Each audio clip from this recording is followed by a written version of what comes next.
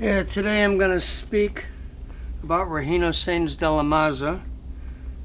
I have a big section on him in my book. He played a lot in Buenos Aires and surrounding areas. He played in Sao Paulo, Brazil. Annotations for the History of the Classical Guitar, Volume 3. Annotations for the History of the Classical Guitar in Argentina, 1822 to 2000. $300. Shipping worldwide for 4 volumes that weigh 21 pounds. I spent over 17 years working on this. It's a labor of love. So today I'm going to show you eventually some photos from this period of time, but this is a translation of an interview by Eduardo Ortega y Gasset, a very well-known journalist, with Regino Sainz de la Maza. It's from the magazine Revista Musical Illustrada Tarrega, issue number 10 from April 1925. In one of the salons frequented by the most select amateurs of Paris, the Playal Salon, the famous Spanish artist Sainz de la Maza has given a concert. He shares, along with Llobet and Segovia, the supreme dominion of the guitar, that the instrument of smooth harmony in whose box of the popular song lives, and that its maestros have demonstrated it is also worthy of the classic works to have dwelled in a rich chance like any in tones and range of expression. The elegant hall has to be found full of learned public, and his triumph was so great and sincere that we have felt his generous and communicative joy that is the best muse of the journalist. Sainz de la Maza is already known in Buenos Aires. The porteño public, fine and clear-sighted in their estimations, tell with the title of having been one of the first that knew to distinguish in him the qualities of a great artist. After this triumph in Paris, defining in his fame, it has appeared interesting to me to transmit the interview that resulted with him that I have celebrated. Sainz de la Maza did his studies in the Conservatory of Madrid, dedicating in his first years to the piano. But in one of those frequent concerts at the conservatory, he had an occasion to hear the guitar sing in the hands of Maestro Daniel Fortea, a Francisco Tarrega student. Francisco Tarrega also in 1876 was going to the same Conservatory of Madrid, lived on Jesus y Maria Street that had 5 guitar makers. He was about a mile away from Cava Baja, where Manuel Ramirez had his first shop, and at least 10 or 12 other guitar makers were working at the same time. To continue, the emotion it produced could only be compared to the darting black eyes of a sweetheart, who could reveal from the innermost of every sensibility the secret of those delicate affinities.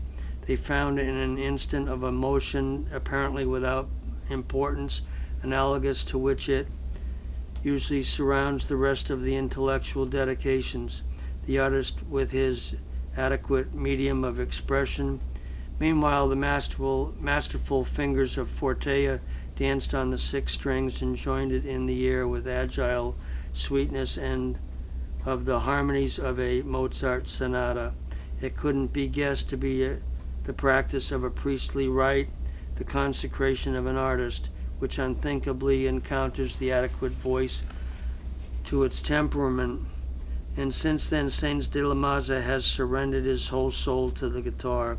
The tenacity and the firm effort of work have let him dominate in an unsurpassable manner the difficult instrument that holds all the tremendous series of obstacles of its same simplicity.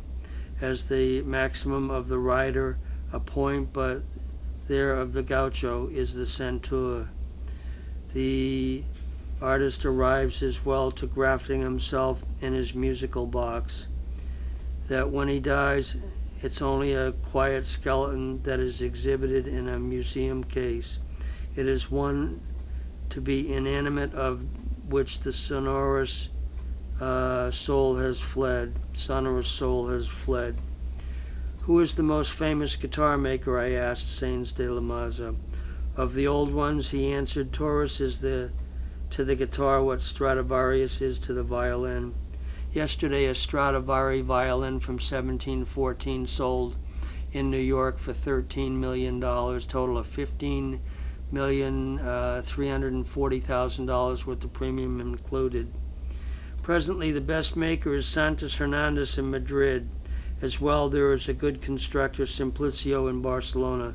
Simplicio was a student and collaborator with Enrique Garcia. I have a 1897 as well as a 1907 Enrique Garcia guitar in stock. Tell me of your initiations and of your musical campaigns, I solicited him. The guitar has brought you to study the old maestros of the music of Spain.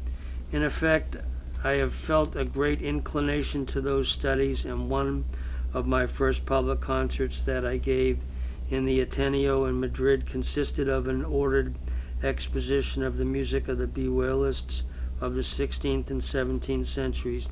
Masterful works comprised of Bach, Handel, Sor, Tarrega, Montpou, the great Catalan composer, De Falla, and Albéniz. I begin with this repertoire, to which I have dedicated myself very intensely, which naturally expresses in an abbreviated manner giving concerts in all of the Philharmonic societies of Spain and crossing the theaters of their capitals. Afterwards, I was in France, and 3 years ago I visited Argentina, of which I am saving congratulatory remembrances and real nostalgia. I won't delay in returning there. I worked in all of its important cities. Invited by the learned Dr. Cabral, I gave a historic concert about the music of the 16th century in the University of Buenos Aires, and I keep with real pride a gold medal with which they had the kindness to award my work.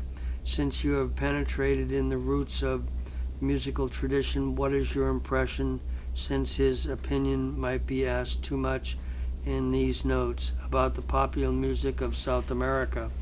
It is, of course, as popular harmony, the most beautiful and the full of shades of expression. In the criollo character of these songs, you can see more of Europe than the native land. They are due to the musical germs that the Spaniards and Italians brought. It doesn't demerit their originality or its perfectly singularized character. Single treatment to establish what is its initial coloring. The Vitalitas, the Tristes, are delicious, and the Gato, as the Cueca, are extremely lively dances of a high picturesque worth. Although I haven't had the occasion to make those studies of an intense manner and perhaps do well, I still haven't found the popular song with the indigenous background. However, it constitutes a mysterious treasure and full of enchantment of the Inca songs.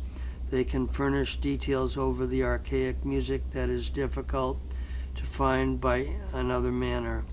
Aside from the enormous force of sentiment, you would have to hear of this instrument, the quena.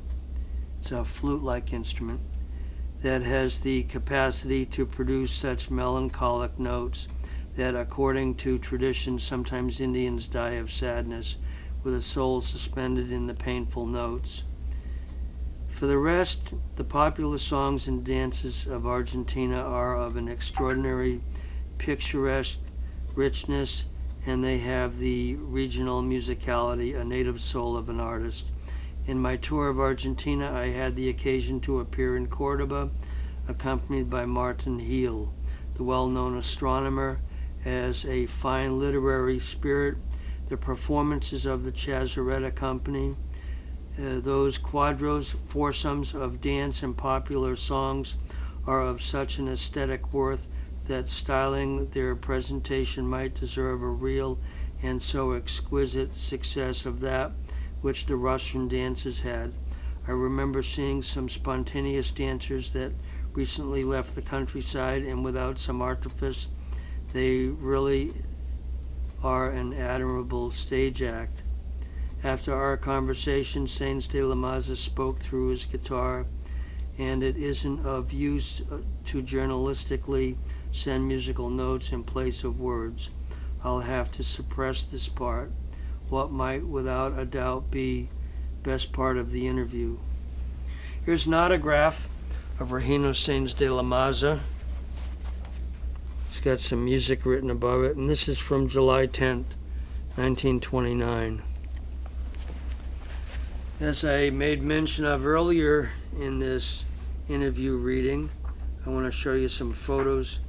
Here's a picture a few years later. I just did the interview from 1925, but here's a picture of Regino Sainz de la Maza from October 1929. He's live on Radio Splendide, October 6th, 9th, and 12th, and 17th of October, 1929.